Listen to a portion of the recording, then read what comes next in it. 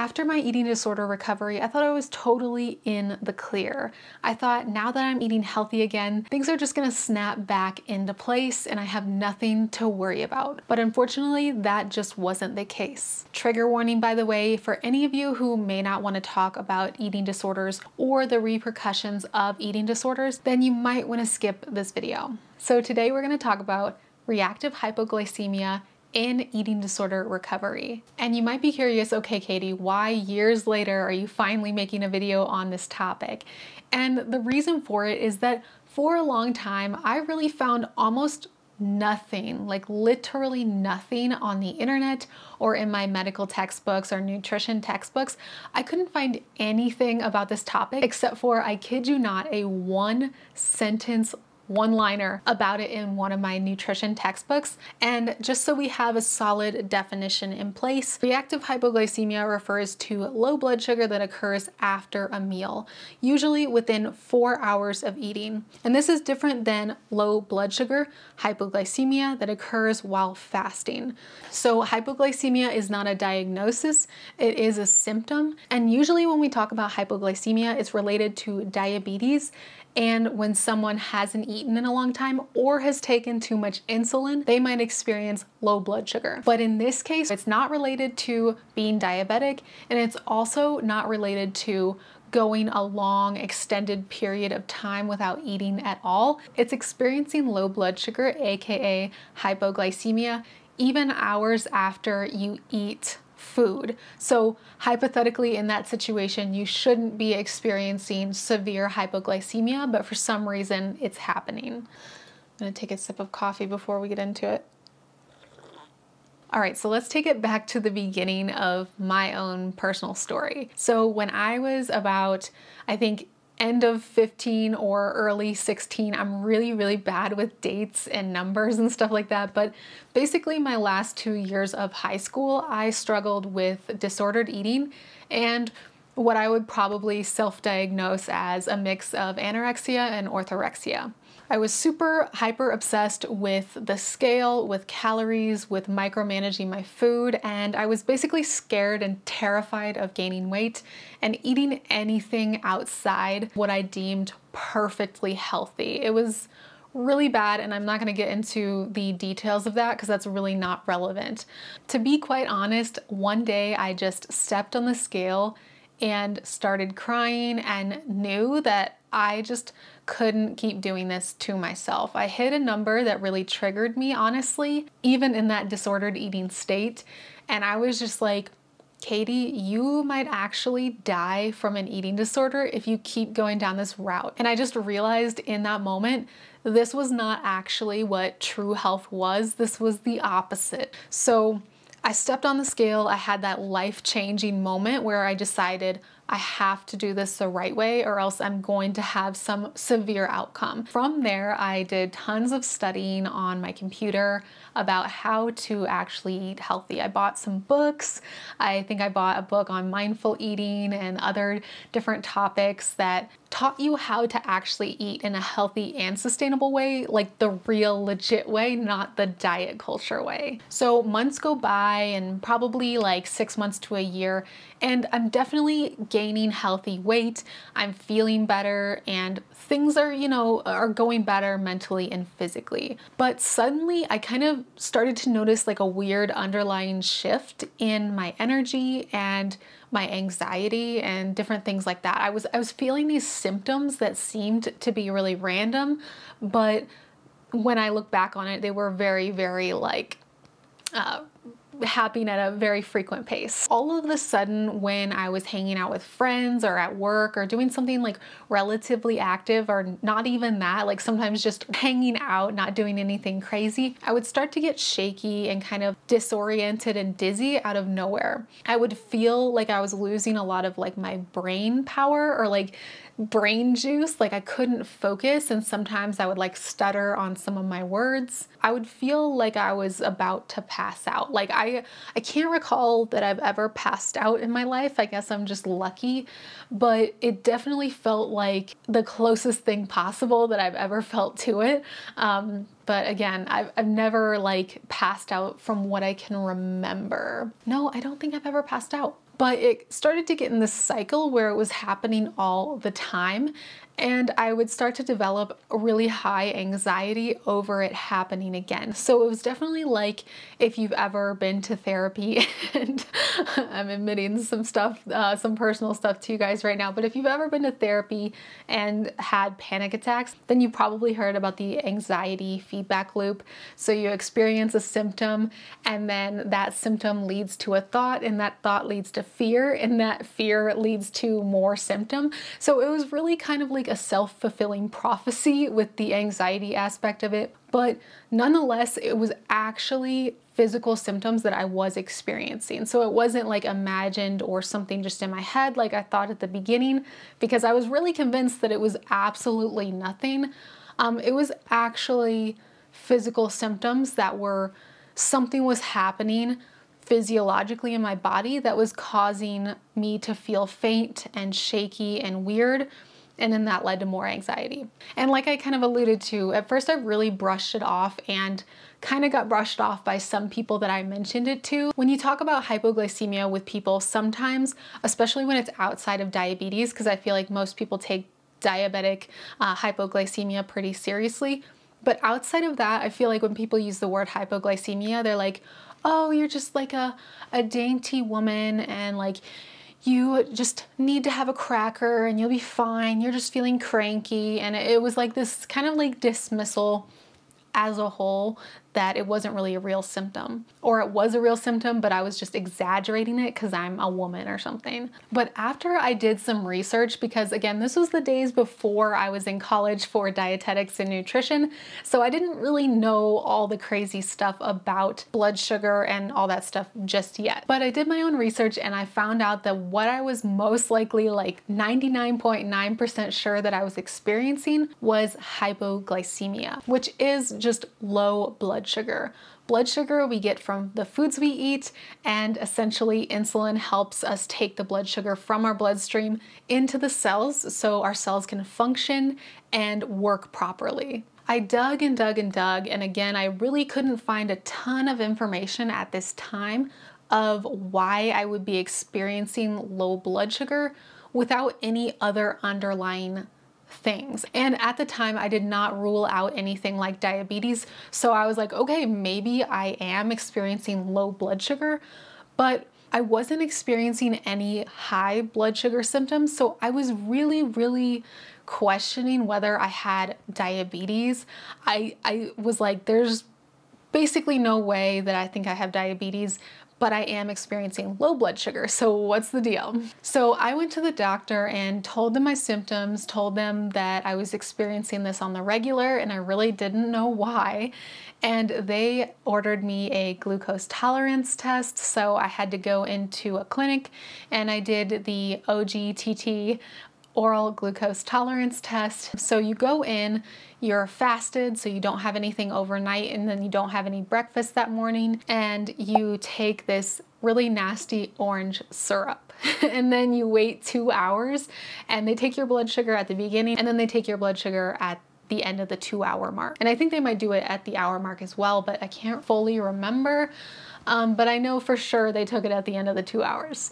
And I felt like total trash the entire time. I thought I was gonna like literally die. They did confirm with the oral glucose tolerance test that my blood sugar was low after the 2-hour mark. It was never high at any point, fasted or unfasted, after the little orange nasty gel that I took. I think I started at like 70 something and ended at the lower 60 range. I can't remember right off the top of my head, but they did confirm that I was experiencing some form of low blood sugar, but it wasn't extreme, like they were concerned that I was gonna like die in the room or anything like that. Not that that's funny, but I don't know, awkward laughter. So after the oral glucose tolerance test, I really didn't get a ton of advice further. I did have a good doctor at the time, I will admit. She is great, or she was a physician's assistant, but she gave me a glucometer, and they didn't really do those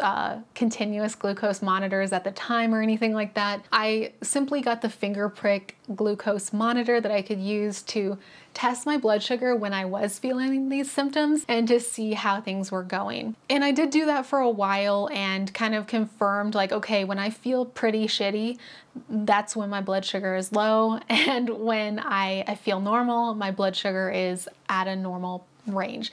Like I feel like I just kind of confirmed what I already knew with the finger prick. So I didn't continue it long term, but I did do it for a couple months just to kind of like have some data to show my doctor. So I never really got a total like professional diagnosis from my doctor. They said that, you know, you're experiencing these symptoms. It's obvious that it's real, but there's really nothing you can do about it at this point except always bring a snack with you and eat regular meals, which again, I was like, okay, well, thanks. Like that's exactly what I was already doing. And that's kind of, you know, what I figured. So this brings me to where I'm at now. About 10 years later, probably more. Oh my God. Oh, I feel so old. Where I am coming across some small but promising studies where they're finding that individuals with anorexia are way more likely to have wonky insulin and wonky blood sugar after recovery. And I was like, I just felt so validated coming across even just a handful of these studies because I knew that what I was experiencing was legitimate and that I actually was onto something, but I just felt like I couldn't get any help from the medical community because it just really wasn't talked about or known about before then, 10 years ago. I still think reactive hypoglycemia is something that is really, really understudied and probably something that is rare to study. So I get why there's not much research on it. So I guess that leads me to looking back, what would I recommend for those who are going through it too? Because again, there was basically no research or no recommendations for me besides eat small and frequent meals and snacks, which is very valid advice and it's part of my advice that I'm going to give to you, but it's not the only thing that I found helped me. So now let's get into that part of the video, my tips and strategies and recommendations. Disclaimer, this is by no means medical advice. This is my own experience. I do work with a lot of individuals that have either had an eating disorder in the past or they are stuck in the restriction and diet culture mentality and they need help finding their norm with nutrition. I do work one-on-one with a select few individuals, so if you are interested in learning more about that, you can check out the links in the description to find out how to work with me. But here is my approach and what I wish I knew looking back. We'll start with the obvious because everyone's gonna tell you this if you've experienced hypoglycemia at any point in time, is small, frequent meals and snacks. That is the absolute pinnacle. If you are not doing this, then you have to start here because you are gonna struggle if you don't. If the research that we've uncovered so far about this phenomenon that happens after eating disorder recovery, then it is most likely rooted in hyperinsulinemia of some sort, which means you have more insulin that's being produced to bring the sugars from your blood into the cells for use. But what this means is that if it's doing it too rapidly, it can be pulling too much from the bloodstream to the cells, so you don't have much left in the bloodstream, which can be a bad thing and which is what results in the low blood sugar symptoms. So eat small, frequent meals and snacks, and I would spread them every 2 to 3 hours. I know when I was experiencing this at its peak, I really had to be pretty diligent with my meals and snacks, even more so than I am now. So do not discount this one. When you wake up in the morning, have breakfast and have snacks between each meal you have, breakfast, lunch, and dinner, and have something before bed that's a mix of carbs, fat, and protein, because that's gonna help your blood sugar from spiking really high and then dipping really low. Tip number 2, which is also a really, really important one that I want you to follow, is always bring a snack with you. In fact, if you're experiencing hypoglycemia on the regular, have multiple snacks on hand, because I know what happens to me, and it turns into a hoarder mentality sometimes in my purse, but what typically happens is, you know, you have a long day where you're away from home and you have one snack in your purse. Well, what happens when you're out longer than you expected and you've already eaten that granola bar or whatever in your purse. I usually bring at least 2 different snacks with me at all times. And every time I go out, I check my purse to make sure I have something, because you can really run the risk of being in a spot where you are low blood sugar. Maybe you're doing something really important like driving. That can be really, really dangerous for multiple reasons. So definitely carry multiple snacks at a time. I would also recommend with these snacks having one snack that's simple, easy to digest carbs, and one snack that is more like multifaceted, as in carbs, fat, and protein. So it's more like something that's going to sustain your blood sugar long term. Examples for this for simple sugars would be a banana, a fruit puree pouch like Go-Go Squeeze, those are really good, an electrolyte drink, given that it has calories and carbs in it, not the low calorie or low carb ones. Pretzels, crackers, things like that can be really good for elevating your blood sugars quickly. Even something like candy can be good for emergencies. And then something with carbs, fat, protein, you could have something like a Cliff Bar. I used to carry Cliff Bars around all the time because they were calorie dense and carbohydrate dense, but then they also had protein, fiber, and stuff like that, and I believe fat as well. And I would also bring peanut butter crackers, like the pre-made ones. Those are really simple and easy to carry around. Trail mix, where there's cranberries and almonds and walnuts or whatever, so you have a mix of fat and carbs. Those are just a few examples, but let me know in the comment section below what's your favorite snack to take with you to increase your blood sugar or to keep your blood sugar stable. Let us know, and definitely share it below, because I think that'll be helpful to so many people watching this video. And then as for your meals, this is for meals like when you're at home or out to eat, stuff like that. Really focus in on complex carbs, so brown rice versus white rice, whole grain bread versus white bread. That's gonna help you sustain your blood sugar longer, because fiber helps slow down the digestion of carbs. So again, I wanna differentiate so no one gets confused. If you're low blood sugar, you want simple carbs to bring up your blood sugar really fast. That is important, and it really doesn't matter if it's a soda, candy, or a fruit puree pouch or a banana. It just has to be something that's gonna get broken down quickly, because it can potentially be a life-threatening scenario depending on how low your blood sugar is. Not to scare you, just to say that it doesn't matter if you are in a situation where you're gonna pass out or you have passed out and someone is helping you. Having something that's simple in sugar is gonna help you raise the blood sugars quickly, which is what we want to help protect you from any harm. But when it comes to being proactive, we're focused in on the complex carbs, because it keeps you from spiking and dipping all day long. So again, not to sound like a broken record here, but I think the differentiation is really important, because in a dire situation where your blood sugar is low, you want to prioritize getting your blood sugars high, not what food you're having. Another tip that I would share for those of you struggling with reactive hypoglycemia is share with a trusted friend what you're experiencing. I know it can be like something that's hard for other people to understand if they've never experienced that before, but let them know what's going on. You can tell them whatever details feel relevant to you and feel important to you, and just say, hey, I need you to know this, because I am worried that if I ever pass out or get close to passing out, like, I'm gonna need carbohydrates quickly to get my blood sugar back up. Will you support me in this? Will you help me if that ever does happen? God forbid. Tell it to someone who's really gonna hear you out and not diminish what you're experiencing with low blood sugar. And also, it can be really important to tell your boss or anyone who you work for, because again, in the case where, God forbid, something happens, then they know what to do if you ever were to pass out, or if you were to look kind of funny and they're like, what's going on with Susie over there? They can maybe think, hey, they probably need some orange juice or something to like elevate those blood sugars. So telling your boss can be really important. That's something that I wish I did earlier on, because my boss at the time was super understanding, and she was really supportive of me whenever I was starting to feel a little off. And the last tip, which Sorry guys, this video is a lot longer than I thought it would be. But the last tip I have for you is to manage your caffeine and alcohol intake. So depending on what age you are and if you drink or if you don't drink, alcohol and caffeine for some reason can really have an extreme effect I've found on reactive hypoglycemia.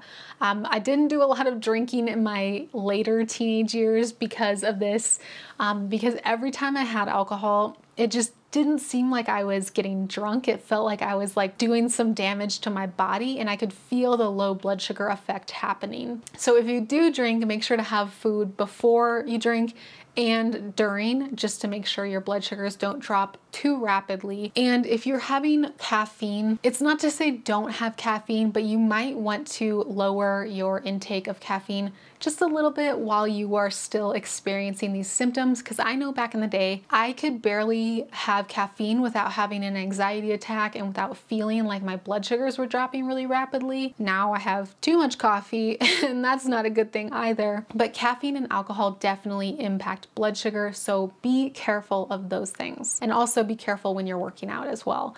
Just have a snack all the time wherever you go, and make sure you focus on well-rounded meals and snacks, and you'll be good to go. All right, guys, well, I don't know if this was helpful or not, but if it was, hit the like button and let me know in the comment section below.